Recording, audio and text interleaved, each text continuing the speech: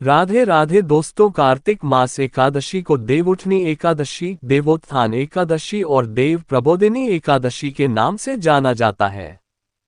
शास्त्रों के अनुसार आज के दिन यानी कि देवउठनी एकादशी के दिन भगवान श्रीहरि विष्णु 4 मास की योग निद्रा से जागृत अवस्था में आते हैं और जब तक भगवान श्रीहरि विष्णु योग निद्रा की अवस्था में होते हैं यानी कि आषाढ़ मास की देवश्रेणी एकादशी से लेकर और कार्तिक मास की शुक्ल पक्ष की देवउठनी एकादशी तक पूरे 4 मास जो होते हैं, जिन्हें चातुर्मास कहा जाता है। इस समय में किसी भी प्रकार के शुभ और मांगलिक कार्य नहीं किए जाते। सनातन धर्म में चैत्र मास में विवाह, जनेऊ, मुंडन, गृह प्रवेश ये सभी कार्य वर्जित माने गए। तो जब भगवान श्री विष्णु जागृत अवस्था में आते हैं यानी कि चलेगा वहां उसी दिन से सभी कार्य कारण से हो जाएगा और इसलिए देवउठनी एकादशी का दिन सबके लिए बहुत महत्वपूर्ण होता है। आज के वीडियो में मैं आपसे शेयर करने वाली हूं कि देवउठनी एकादशी साल 2023 में कब है, एकादशी की तिथि का प्रारंभ हो रही है, कब समाप्त हो रही है, व्रत आपको कब धारण करना है और का यानी कि व्रत खोलने का शुभ हो गया है और भगवान श्री कृष्ण जो जागृति अवस्था में आते हैं तो उनके शालिग्राम स्वरूप का विवाह कराया जाता है। तो उसी के साथ तो तुलसी और शालिग्राम का विवाह कब होगा, तुलसी विवाह करने का शुभ मुहूर्त क्या है और किस प्रकार से आपको तुलसी विवाह संपन्न करवाना है। और कई भक्तों के प्रश्न आए हैं कि हमारे घर में शालिग्राम जी नहीं, तो हम तुलसी खरीदा किस प्रकार से संपन्न करवा सकते हैं। तो आज की वीडियो में देवउठनी एकादशी और तुलसी विवाह से संबंधित संपूर्ण जानकारी आपसे शेयर करने वाली हूँ। वीडियो बहुत महत्वपूर्ण है, पूरा जरूर देख लीजिए। अच्छी लगी वीडियो तो लाइक भी जरूर कीजिएगा क्योंकि आपके लाइक्स, आपके कमेंट्स मेरे लिए बहुत महत्वपूर्ण होते हैं। यही एकमात्र जरिया है जिनसे मुझे पता चलता है कि आपको ये वीडियो अच्छी लगती है और आज के लिए यह वीडियो उपयोगी है। तो अगर वीडियो अच्छी लगे तो लाइक तो जरूर ही केयर कीजिए। अब सबसे पहले बात करते हैं कि देवउठनी एकादशी का महत्व क्या है। देखिए, बस भर में 24 एकादशी आती है। जब अधिक मास लगता है तो उस वर्ष में 26 एकादशी हो जाती है क्योंकि हर महीने में 2 एकादशी होती हैं, एक शुक्ल पक्ष में, दूसरी कृष्ण पक्ष में, और प्रत्येक एकादशी का अपना विशेष महत्व भी होता है।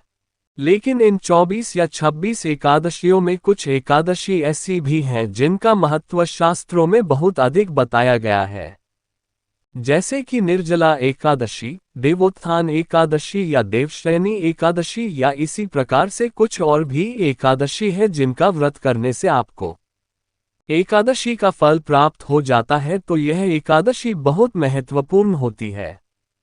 इनका व्रत अगर आप करते हैं तो आपको बहुत अधिक होती है और शास्त्रों में कहा गया है कि अगर आप वर्ष भर में किसी एकादशी का व्रत नहीं करते हैं, मतलब किसी भी एकादशी का व्रत आप नहीं कर रहे हैं, तो भी आपको देवउठनी एकादशी अगर जरूर करना चाहिए क्योंकि इस दिन भगवान श्री विष्णु जब जागृत अवस्था में आते हैं तो जो भी भक्त उनकी पूजा आराधना करते हैं, उनके मंत्रों का जप करते हैं या फिर उनकी प्रसन्नता के लिए, उनकी कृपा की प्राप्ति के लिए इस व्रत को धारण करते हैं, भगवान श्री विष्णु उनकी मनोकामना अवश्य पूर्ण करती है। तो ये एकादशी बहुत महत्वपूर्ण है।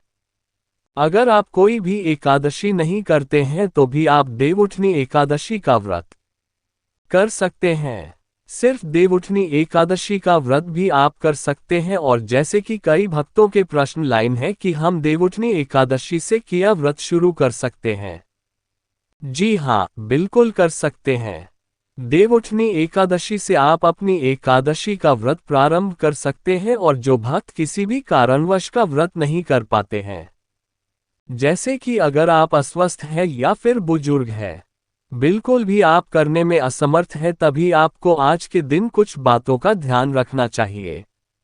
बिल्कुल भी आपको लहसुन प्याज का सेवन नहीं करना है। मसूर की दाल, चावल और गाजर, मूली, बैंगन ये सभी चीजें आपको एकादशी के दिन नहीं ग्रहण करना है। मतलब देवउठनी एकादशी के दिन अगर आप व्रत नहीं करते हैं तो भी कुछ नियमों का पालन जरूर कीजिए। भगवान श्री कृष्ण की पूजा कीजिए, उनके मंत्रियों का जप कीजिए, दान धर्म कीजिए। इससे भी आपको भगवान श्री कृष्ण की असीम कृपा प्राप्त होगी। तो जितना भी आपसे हो सके अगर आपको व्यक्त कर पाते हैं, अत्यंत श्रेष्ठ है। व्यक्त नहीं कर पाते हैं तो नियम पालन आपको जरूर करना है। और अब बात करते हैं कि देवउठनी एकादशी की तिथि का प्रारंभ होगी, कब समाप्त होगी और व्रत हमें कब धारण करना है। देखिए, कार्तिक मास के शुक्ल पक्ष की एकादशी की तिथि प्रारंभ हो रही है नवंबर 2023 को, फिर रात्रि में 11:04 पर और एकादशी की तिथि समाप्त हो रही है 23 नवंबर 2023 को रात्रि में 9:02 पर। तो हम व्रत धारण करते हैं जब एकादशी के दिन सूर्योदय काल में व्याप्त होती है, तो सूर्योदयकालीन एकादशी तिथि हमें प्राप्त हो रही है 30 नवंबर 2023 को, यानी कि गुरुवार के दिन। तो इसी दिन यानी कि 23 नवंबर 2003 गुरुवार को देवउठनी एकादशी का व्रत हम धारण करेंगे। और एकादशी से एक दिन पहले दशमी तिथि के नियम का पालन किया जाता है। तो 22 नवंबर 2000 यानी कि बुधवार के दिन दशमी तिथि के नियम का पालन हमें करना है, तो शुद्ध सात्विक भोजन मिलेंगे। इसके साथ ही लहसुन प्याज मांस लग रहा है, अगर आप ग्रहण करते हैं बिल्कुल मत खाएं। उस दिन आपको मसूर की दाल, शायद टमाटर, गाजर, मूली, बैंगन, इन चीजों का भी त्याग करना है। और दसवीं तिथि की संध्या काल में सूर्यास्त होने के बाद आप अन्य का और नमक का सेवन नहीं कर सकते हैं, मतलब रात्रि में भोजन नहीं करना चाहते। अगर आप कुछ खाना चाहें तो फल इत्यादि ले सकते हैं। दशमी तिथि से ही ब्रह्मचर्य का पालन करना चाहिए और अगर संभव हो तो भूमि पर नहीं करना चाहिए। एक और चीज आपको दसवीं तिथि के दिन करना है, जैसे कि एकादशी के दिन तुलसी के पत्ते हम नहीं तोड़ सकते हैं, तो एक दिन पहले यानी कि दशमी तिथि के दिन बुधवार को आप तुलसी के पत्ते तोड़कर रख लीजिए। फिर एकादशी के दिन हम जाते हैं, कल जल्दी उठते हैं, उठकर नित्य कर्मों से निवृत्त होकर आप स्नान कर लीजिए। स्नान करने के बाद सात स्वच्छ वस्त्र धारण करके भगवान श्री विष्णु की पूजा से पहले भगवान श्री देव को जल दे दीजिए। उसके बाद भगवान श्री विष्णु के सामने शुद्ध घी का दीपक जलाकर अपने व्रत का संकल्प ले लीजिए। अब क्योंकि आज देवउठनी एकादशी है, तो आज के दिन जो पूजा होती है विशेष पूजा होती है, क्योंकि आज के दिन यदि के लिए उठनी एकादशी के दिन देव लगाए जाते हैं, तुमसे शालिग्राम का विवाह होता है। तो ये एकादशी बाकी एकादशियों की वजह अलग होती है। तो देवउठनी एकादशी की संपूर्ण पूजा विधि के वीडियो आपको आगे मिल जाएगी। अभी के लिए बस आप इतना जान लीजिए कि आपको अगर स्कूल एकादशी का व्रत धारण करना है तो 23 नवंबर को आप एकादशी का व्रत धारण करेंगे और 24 नवंबर 2023 को अपने व्रत का पालन करेंगे। और अब बात करें पालन के शुभ मुहूर्त के बारे में, तो देखिए, एकादशी व्रत का कारण हमेशा द्वादशी तिथि में किया जाता है और स्वादिष्ट तिथि प्रारंभ हो रही है 23 नवंबर 2023 को रात्रि में 9:02 पर और समाप्त होगी 24 नवंबर को शाम को 7:07 पर। तो एकादशी व्रत के पालन का शुभ मुहूर्त आपको प्राप्त हो रहा है 24 नवंबर को शुक्रवार के दिन सुबह 6:51 से सुबह 8:57 तक, मतलब 9 बजे तक आप अपने व्रत का पालन कर लीजिए। और अब जानते हैं कि तुलसी विवाह कम करना है। देखिए, तुलसी और शालिग्राम का विवाह एकादशी के दिन देवउठनी एकादशी के दिन किया जाता है, ऐसा शास्त्रों में कहा गया है। लेकिन कई स्थानों पर तुलसी विवाह द्वादशी तिथि के दिन भी कराए जाते हैं और शास्त्रों में भी इस प्रकार का वर्णन आता है कि आप एकादशी से लेकर और पूर्णिमा तक का किसी भी दिन तुलसी विवाह संपन्न करवा सकते हैं।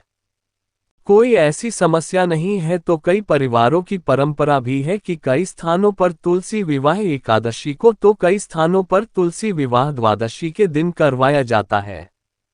आपके यहाँ जिस दिन भी तुलसी विवाह करवाया जाता है, मतलब जो भी आपके परिवार की परंपरा है या जिस भी समुदाय को आप मानते हैं, उस समुदाय के अनुसार आप उसी दिन विवाह कर सकते हैं। कोई ऐसी समस्या नहीं है। और कई भक्तों के प्रश्न आते हैं कि एकादशी के लिए तो हम तुलसी को स्पर्श भी नहीं करते हैं, फिर हम तुलसी विवाह एकादशी के दिन कैसे कर सकते हैं। देखिए, जब कोई विशेष तिथियां होती हैं तो उस तिथि के लिए कई ऐसी बातें हैं जिनको वर्जित माना गया है।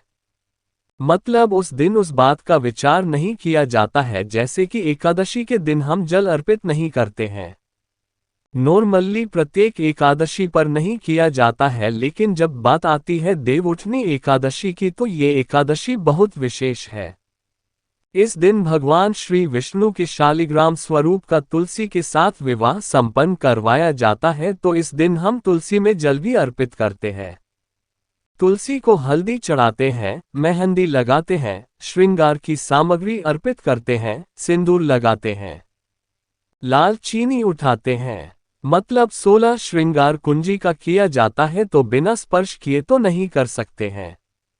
स्पर्श करते हैं, तुलसी की पूजा करते हैं, शालिग्राम की पूजा करते हैं। मतलब देखिए, तुलसी विवाह एक विशेष दिन होता है। मतलब दिन उठनी एकादशी माँ तुलसी के लिए, भगवान शालिग्राम के लिए एक विशेष दिन होता है, तो प्रत्येक एकादशी वाले वो सभी नियम आज के दिन पालन नहीं किए जाते हैं। विशेष पूजा की जाती है, आराधना की जाती है, तो इस बात का आपको ध्यान रखना चाहिए कि आज पूरी करती हूँ और देवउठनी एकादशी के दिन तुलसी का विवाह हमें करना है। तो आज तुलसी का विशेष जो बहुत सी बातें हैं जो कि कह रहे हैं कि उसे एकादशी के लिए हम विवाह कैसे करें, उनके लिए यह प्रश्न का उत्तर है, क्योंकि शास्त्रों के अनुसार देवउठनी एकादशी के दिन तुलसी का विवाह संपन्न कराने की बात कही गई है। अब अगर आपके यहाँ तुलसी विवाह द्वादशी किसी के दिन किया जाता है, तो आप स्वादिष्ट किसी के दिन भी तुलसी विवाह संपन्न कर सकते हैं, इसलिए भी कोई समस्या नहीं है।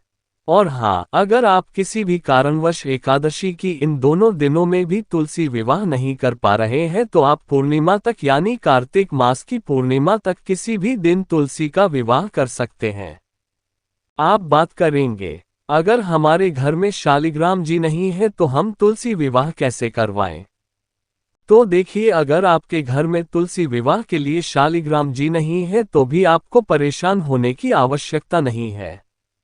आपके पास अगर भगवान श्री विष्णु का कोई भी स्वरूप है, जैसे कि लड्डू गोपाल जी हो, या फिर भगवान श्री कृष्ण का विग्रह है, या फिर फोटो है, मतलब देखिए आपके पास भगवान का कोई भी स्वरूप है, तो आप उन्हीं के साथ तुलसी का विवाह करवा सकते, क्योंकि शालिग्राम जी भगवान का ही स्वरूप है।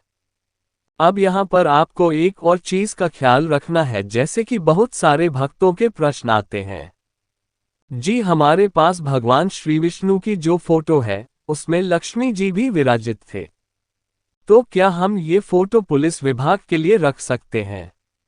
नहीं, ऐसा आप नहीं कर सकते हैं, क्योंकि जब भगवान श्री विष्णु लक्ष्मी जी के साथ विराजित हैं तो उस फोटो के साथ आप विवाह कैसे करवा सकते हैं? तुलसी का ऐसा नहीं करना है। आपको जिस फोटो में भगवान श्री विष्णु अकेले हैं उसी फोटो को आप रख सकते हैं।